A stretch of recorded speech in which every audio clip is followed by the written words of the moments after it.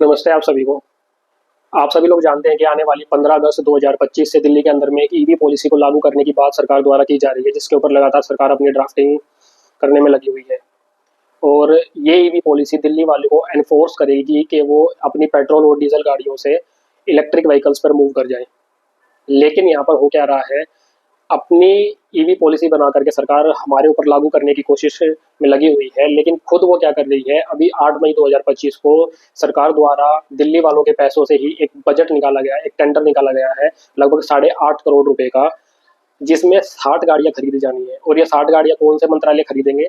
ये आपके पर्यावरण मंत्रालय, वन मंत्रालय और आपका जलवायु परिवर्तन मंत्रालय ये गाड़ियाँ खरीदने वाला है। और इन 60 गाड़ियों में से आप लोग जानकर हैरान हो जाएँगे कि जो सरकार आपको इलेक्ट्रिक व्हीकल के तरफ शिफ्ट करने के लिए दिन-रात काम कर रही है, वो खुद जो 60 गाड़ियाँ खरीदने वाली है, उनमें से 57 गाड़ियाँ जो हैं, वो पेट्रोल की गाड़ियाँ हैं और 2 गाड़ियाँ हैं वो हाइब्रिड गाड़ियाँ हैं, जिसमें पेट्रोल इंजन भी होता है, एक छोटी-सी बैटरी भी होती है और सिर्फ़ 1 इलेक्ट्रिक व्हीकल उसके अंदर में है। और यही वो सरकार है जो कंपनी के साथ मिलकर पिछले काफ़ी लंबे टाइम से हम लोगों को ये विश्वास दिलाने की कोशिश कर रही है कि इलेक्ट्रिक गाड़ियाँ जो हैं वो बहुत ही कंपैटिबल है और बहुत ही सेफ है। और इनको उनकी कंपैटिबिलिटी पे और उनकी सेफ्टी पे बिल्कुल भी भरोसा नहीं है। और भरोसा क्यों नहीं है? क्योंकि सच यही है कि इलेक्ट्रिक व्हीकल जो है वो उतने कंपैटिबल भी नहीं है और सेफ वो कितने हैं, उस सेफ्टी की वीडियो आप लोगों के साथ में लगातार हम लोग शेयर करते ही रहते हैं, जहाँ से भी वीडियो हमारे पास आती है। खैर, अब सोचने वाली बात ये है कि दिल्ली वालों से ये हक भी छीना जाने वाला है कि वो अपनी कमाई का पैसा कहाँ खर्च करेंगे, लेकिन हमारी कमाई से जो टैक्स हम लोग सरकार को दे रहे हैं, उस टैक्स में से सरकार कौन-सी गाड़ियाँ खरीदेंगी, उसके लिए सरकार बिल्कुल फ्री है। तो इस चीज़ के ऊपर आपको जागरूक होना पड़ेगा और खुद भी आपको इलेक्ट्रिक व्हीकल्स पे रिसर्च करना पड़ेगा कि वो कहीं से भी पर्यावरण के लिए सेफ तो बिल्कुल भी नहीं है, ना ही वो कंपैटिबल है, ना ही वो आपके लिए सेफ है चलाने के लिए। तो सरकारों से सवाल करने के लिए आपको जागरूक होना ज़रूरी है, खुद की रिसर्च करना ज़रूरी है। ज़रूरी नहीं कि हर बार हर कोई न्यूज़, हर कोई साथी आप तक पहुँचा पाए, आपको खुद भी इन चीज़ों में लगना पड़ेगा।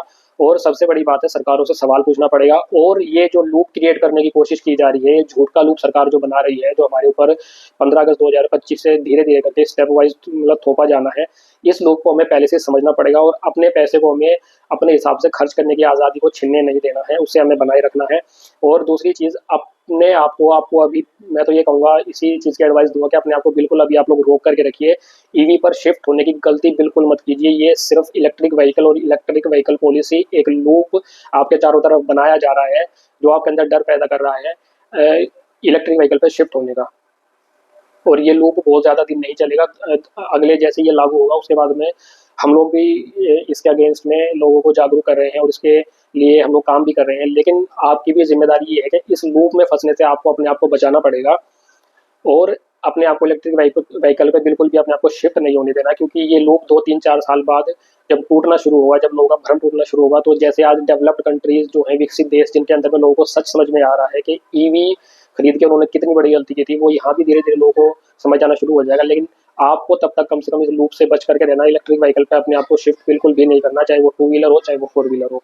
आपसे हम लोग इतना ही सहयोग माँगते हैं अभी के लिए। और आने वाली अपडेट आपके साथ में लगातार साझा साझा करती जाती रहेगी।